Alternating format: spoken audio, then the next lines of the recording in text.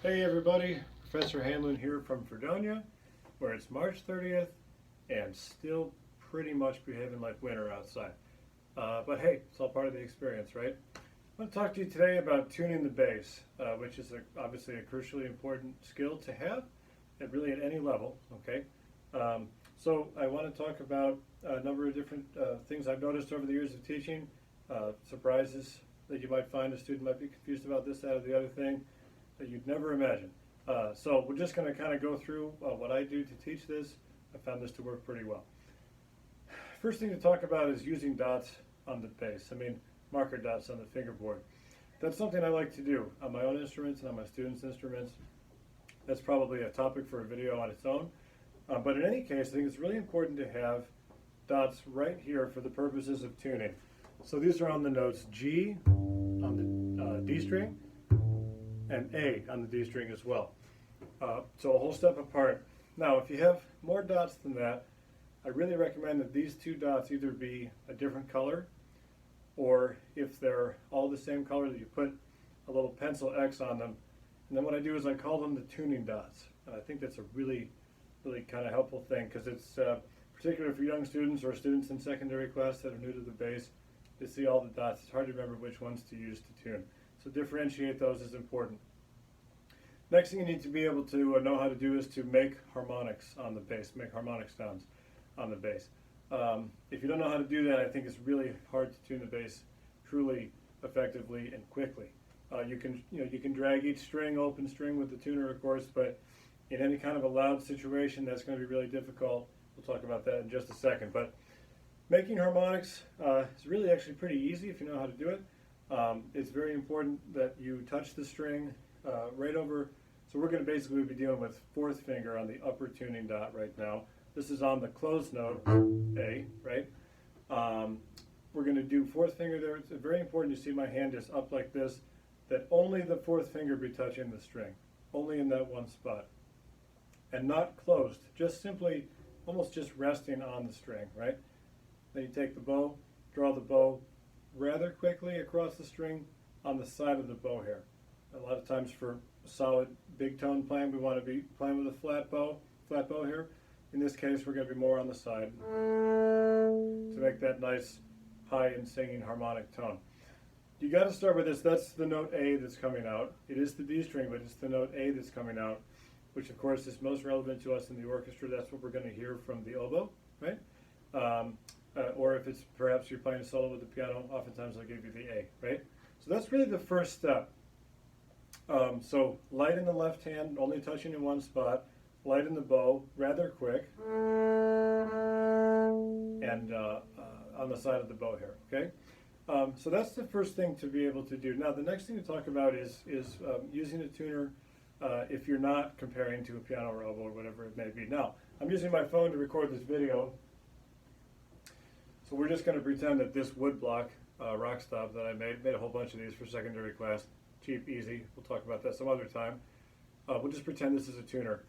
If you're in any kind of a loud situation, this is going to rather hear everything else before it hears low sounds on the bass. It's one reason to use a harmonic. Even then, it can still be difficult. So what I like to do is actually set it right here on the bridge. And again, I'm doing this generally with my phone using ClearTune. It's a great app. Set the phone right on the bridge, and then when you play, that will be the loudest sound it's hearing. So it'll give you a nice, accurate representation. So again, you get that A solid, and then the next thing to do is to really understand where the pegs are. Okay. Now, I have a C extension on my bass, so we're just going to pretend that's not there, and we're going to be dealing with a typical four-string setup, all right? So one of the things I like to think about is that the pegs go in a circle from high sounds to low sounds. So G, D, A, E, around in a circle on the scroll. Another way to think about it is that the lower two pegs are the outer strings, of course on the same side, and the upper two pegs are the inner strings, again, on the same side, half to half, right? So that's one of the first things you need to know, obviously, so you know which string goes with which peg. We've talked about tuner placement, we talked about peg order.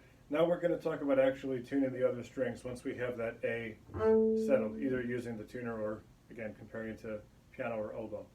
So what you're going to want to do is, as you remember, we have two dots now that we've talked about under the closed notes G and A on the D string.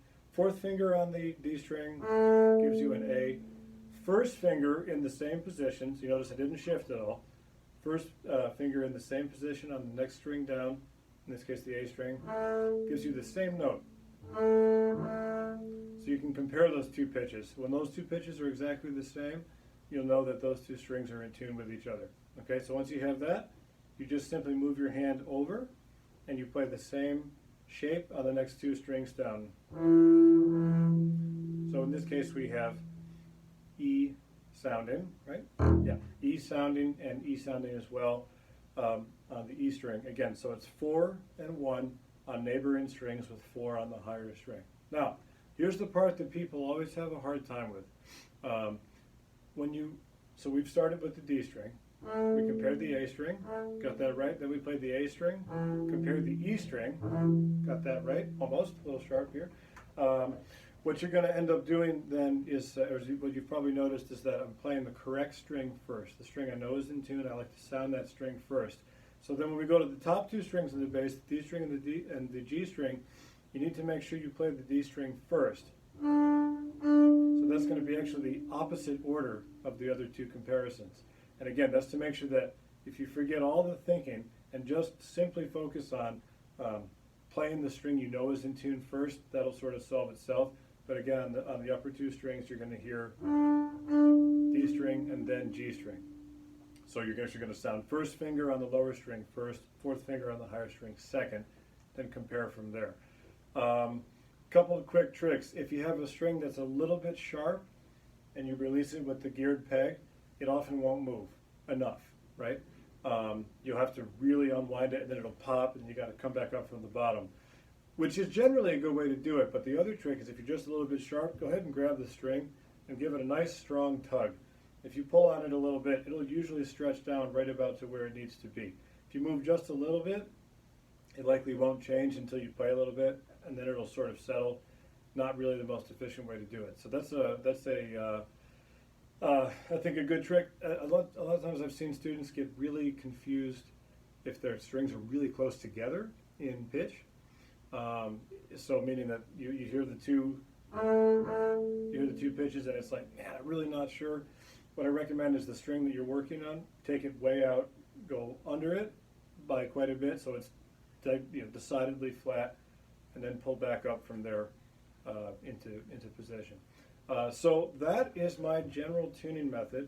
It's a little bit complicated in the sort of explanation stage, but once you get it, you watch people that can do it quick, tune the whole bass in about 20 seconds, and it'll be totally worth it if you take the time to teach it the right way. So shoot me an email, hanlon@fredonia.edu, if you need any other clarification on this.